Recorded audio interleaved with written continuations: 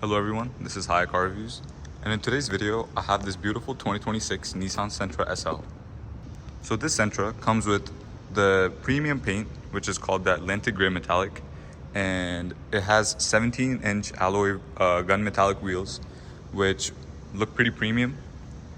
And when you come up in the front, you get this really gorgeous looking updated Nissan V-Motion grille, which has this nice gloss black finish, and you also have a paint matched front diffuser, which looks really good.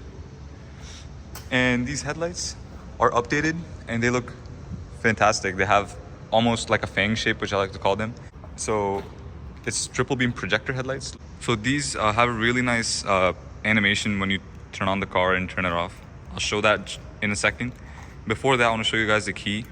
This is the new updated key, and it has remote start, lock and unlock, the trunk opening button, and also the vehicle alarm system.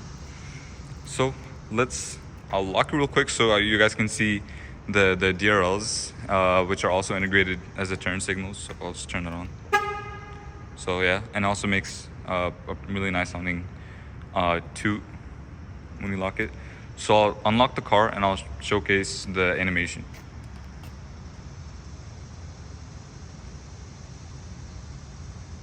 Yeah, that's pretty nice. So you won't really find that in many other competitors, a nice animation.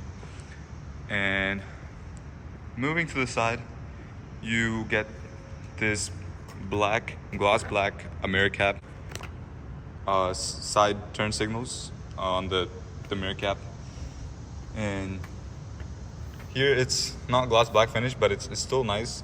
This is more durable than like a gloss black finish because this section itself is very prone to scratches. And this vehicle is very short. Like I feel like I can reach up till there. Dimensionally, it's pretty much the same as the last generation Nissan Sentra, which is the 2025. But for some reason, it still looks a lot bigger. I think it's because of this fastback design on the back. And to the back, you get this really nice looking LED rear taillights. When you turn it off, they're not red, they're nice and gray. And when you turn it on, it feels really upscale. This is not really like a connected taillight, but it's close and it looks good. One thing that I don't really like is the rear diffuser for the SL model. The SR gets a really sporty looking rear diffuser, but here you get this kind of like a flat black diffuser. If I was the owner, I'd definitely spend a little bit more money and get this customized to be either gloss black or paint matched to what the car's color is. But still, it looks fine. It doesn't look too bad. And then there's this updated Nissan logo, and you also get this nice machined letters for the Sentra and SL name. Yeah, it unlocks for me, which is really nice. And on the inside, I was so surprised because I also daily drive a Nissan Sentra, but this is really gorgeous. This reminds me of Infiniti Lexus at a price point so cheap. It's incredible. So this interior is not a traditional black interior or a white interior. This is actually a really nice looking blue and white interior, and these are not real leather. They are Nissan synthetic leather, and you have this really nice stitching pattern, and it's so soft. Like, these are Nissan zero gravity seats. They're NASA inspired, and I can sleep in these. I can stay here for hours without any sort of trouble, and it's really comfortable. And let's start up the car. You have this really nice start stop button right here. So smooth. It's not even a hybrid, but it feels so smooth. Turn the AC down real quick. Okay. So the car's started, but for some reason the screen's not on. I wonder why that is. Let me try it. Okay, now it's doing it, and it plays this really nice like Zen audio, and it's really calming. So I'll turn that on again. Okay, all right, so the car's on, all the screens are on, nice. So on the side, again, you get this really nice blue interior. It's soft touch. It is injected molded plastic, but it's still really nice to feel. And everything is padded here, padded. And this has a really nice looking striped gloss black finish. And these buttons are nice, physical buttons. And you get lane keep assist, heated steering wheel, and you also get the trunk button here. No empty poverty buttons anywhere because this is the top model, which I really like. And the steering wheel is so cool. This feels like it belongs to Infiniti or a car bigger than its size. I feel like this is something I'd see in like a Murano, which it does have. This Murano does have the steering wheel, and the new Rogue, which is about to come out, which is the e-Power Rogue, will also have the steering wheel. But I feel like I'd see something like this in like an Armada too.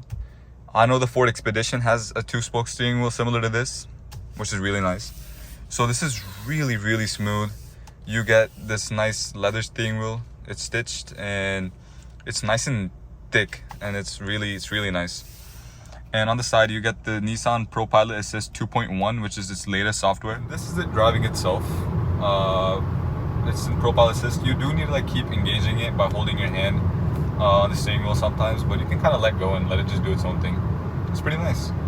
And also get radar cruise control and all these really nice physical buttons. Of course, these are just again normal everyday car buttons. And you also have this nice scroll wheel. And also forgot to mention, you get a really nice 360-degree camera where you can also switch the view to have a side, kind of like see your blind spots. Yeah, pretty nice. You get these nice 12.3-inch digital gauge and infotainment system screen, and it has this nice connected effect even though they're two different screens. And here you get a really nice looking center console. Nice physical buttons still here, and while they're gloss black, I don't mind it. It's really nice. And here you don't get physical buttons. You get physical buttons in the base model, which is the Nissan Sentra S, but this looks a lot more elevated. While it doesn't have the same functionality you get as the normal buttons, these feel nice. These are haptic. You get the heated seats, and they also make a nice sound when you click them. I don't want heated seats on in this weather, but you get dual climate control, and it's really nice. It makes a nice like haptic feedback beep when you press it. And you get these nice LED strip lights here and here. And these are the only two LED ambient lights you'll find, other than maybe like the shelf light right here and some on the bottom and right there. But it's really nice. You can also change the color. So ambient light, you get these 64 color options here, so I can switch it to anything. Or you can have the preset Nissan color schemes, which you can just kind of toggle through. There's Harmony, additional, and there's also one to signal that ProPilot Assist mode is on. But I feel like I really like choosing my own, so I like choosing something like in the bluish, kind of goes with the color scheme of the interior.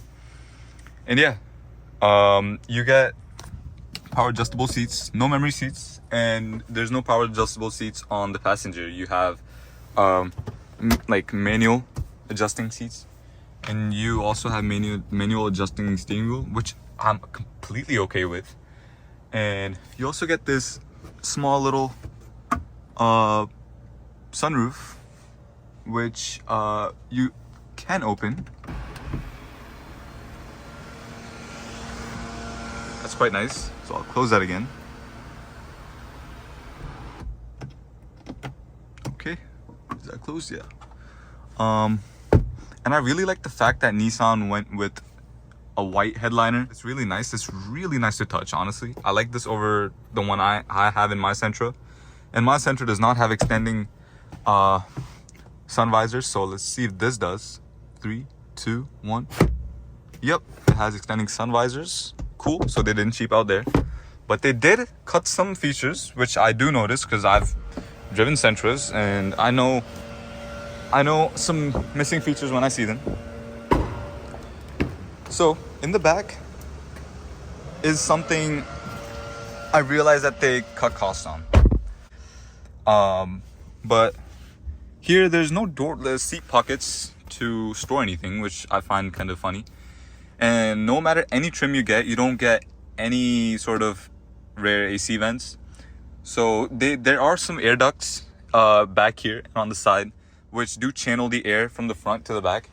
But I would really like designated climate control, maybe tri-zone climate control. I'm not complaining though. This is 27,000 for the SL, and I can probably find deals cheaper than 27,000 for the SL Sentra. And it's also a nice dunk for closing the door, both front and back. And you get this really nice padded soft touch armrest. This is a hard touch, but it still looks really nice. It looks premium, and I really like the blue finish. I forgot to say on the back. I'll show you another place where Nissan kind of cut costs, but you just have normal buttons and you get these nice storage lights. I don't know whose water bottle is that, but you can open it and you don't get a spare wheel. Last generation and the generation before that had a spare wheel, so they cut costs here. Honestly, I don't mind that. So yeah, that's pretty much it. Let's get on to the drive review.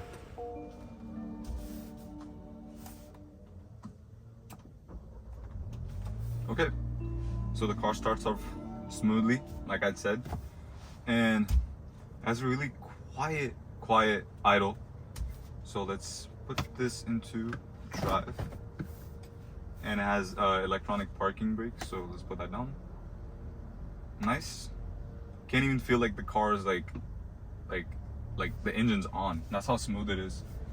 And has electronic power steering, so it's very smooth, the steering, and it's a little heavy at low speeds, but it does get a little bit lighter as you drive it.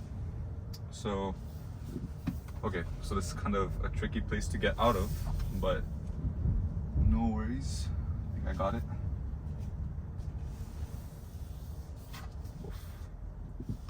Okay, you can see the ambient lights look really nice in the dark. This is like the car you drive at night. I feel like it's when it really shows its true beauty. So it's very smooth and doesn't feel underpowered as of now because I'm currently like driving in this garage, but super smooth. And the turn signals and the stalks on the side are really nicely damped. They don't make a click sound. They're very silent. And overall, this vehicle also rides really smooth. It goes over bumps really nice. It has multi-link suspension, so it's nice. It's smooth. You don't feel the road too much. And compared to my 2016 Nissan Sentra, it goes over bumps very nicely. So yep, we're on the outside, so you can look at the interior a lot better now. So quiet. You only get single pane window, you don't get a double pane window, but who cares? This is infinity level quiet, and it feels very refined compared to what Nissan had before. And I'm revving it up a little, so okay, it gets a little vocal, then completely fine. Power, also completely fine. There is a little bit of a CVT rubber band effect, but I feel like it's nothing compared to the old models for the Sentra. And you also have auto stop start here, which engages when you put your foot all the way down. Yeah, so again, very smooth drive. And this also gives really nice fuel economy. You get 30 in the city and 38 in the highway, which is hybrid level good. You don't even need a hybrid car. A Corolla hybrid, I'm pretty sure, is a lot more expensive than this, and I really don't get why, because it feels it's not as premium. It feels kind of cheap, I'll be honest, on the inside. But it has really, again, that's a smooth drive and it's a hybrid. way better miles per gallon. You can almost get 60 miles per gallon in that. But honestly, 38 miles per gallon is gonna be good enough for most people, you know. So you'll probably get around 500 or 600 miles per fill up, which is very nice. And in the daylight, god damn, this thing looks really nice. Like, I like the blue color. It feels very uplifting. A very nice cabin, and it's so quiet. Like, I can't stop talking about how quiet it is. And the seats, like the zero gravity seats, hug you so nicely while driving. And you also get this like you get some vibration in the steering wheel, like telling you to kind of not veer into the other lane, which is really nice. And the driver systems are not very intrusive, which I feel like is a very, very important thing in cars nowadays. The steering wheel, like, even though I'm kind of like purposely veering into the other lane, it kind of just softly vibrates the steering wheel to tell you like go back, while other cars which I've rated kind of just like do it for you, which I really don't like. I want control of my car, and yeah, this thing offers that. And once you get up to speed, you can hear a little bit of wind noise, but again, that's fine. This is 27,000, like, it's a steal. And has a really nice low sporty driving height, and in sports mode I can clearly feel like the acceleration is a lot more responsive, and you also have a nice direct steering control. Nice. And the suspension stays the same, honestly, in sports mode, which I'm fine with. It also fake shifts. It has synthetic shifts, so it downshifts. It also like selects a gear when I floor it. I expect CVTs to just like ping to 6,000 and just stay there, but this acts like a traditional automatic and selects a gear almost while I'm trying to downshift. And this engine, while it only produces 149 horsepower and 146 pound-feet of torque, feels really nice. It's really responsive. We're like around the same speed as maybe the 1.8 liter, which was in the old Sentra. This car does do 0 to 60 in around 8.5, 8.6 seconds. You won't really need this car for speeding or doing 0 to 60s. This will just take you from A to B, and it'll take you there very comfortably. No brake torquing, because actually brake torquing is worse for Nissan CVTs that I've noticed, because it still keeps the synthetic shifts. While if you just floor it, foot to the pedal, you get rid of them and you just stay pinged to 6K. And it's always faster if you just floor it and it stays pinged at 6,000 RPM. So right now there's engine stop start, but I don't want that because I'm trying to do a 0 to 60 again. 3, 2, 1, go.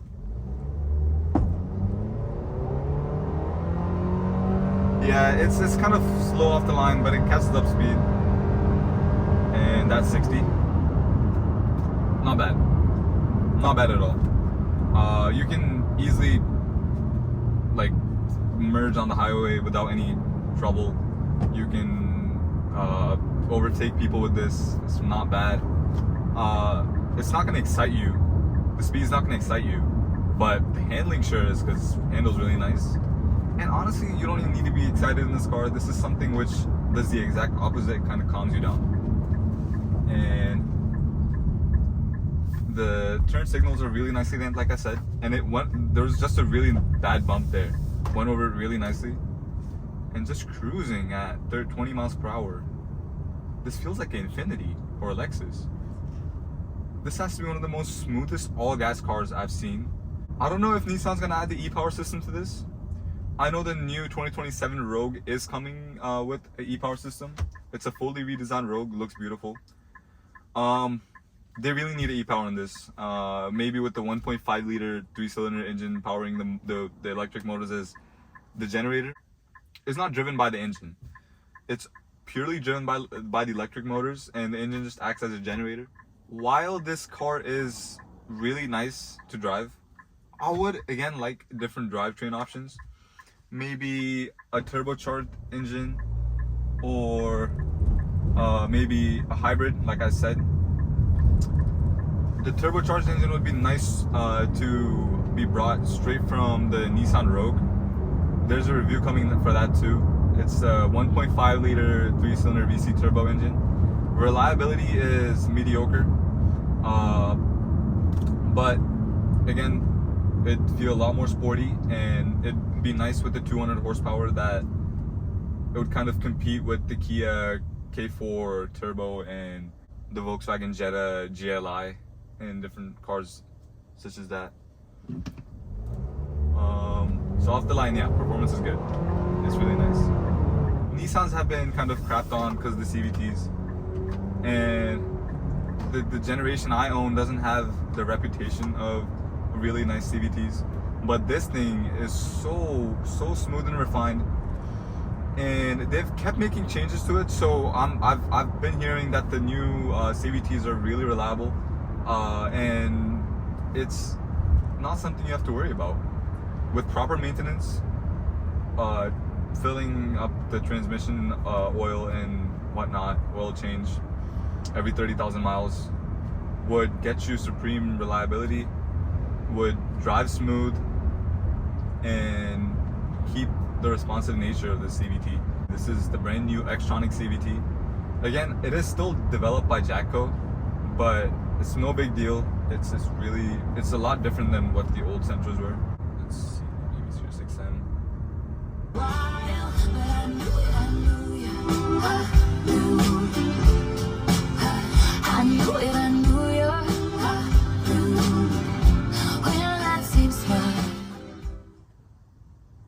So yeah, it's a really like treble heavy sound system. I'm pretty sure you can adjust it to have like the sound kind of focused in one area. So if I want, I can move the sound back to have like a more of a surrounded sound system feel. It's really nice. The sound and the vocals are very clear and sharp.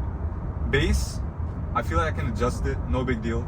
It was fine, and it's not much different than maybe the bass sound system, because the normal sound system for Nissan is good enough, honestly. Bose, while it's good, I feel like you don't really need it. The Nissan sound system is equally as good. That's pretty much it for the drive review. So before we end off today's video, I just like to show what's under the hood. The hood is nice and heavy. Wow. You don't get hood like hydraulic hood struts. You get a prop rod.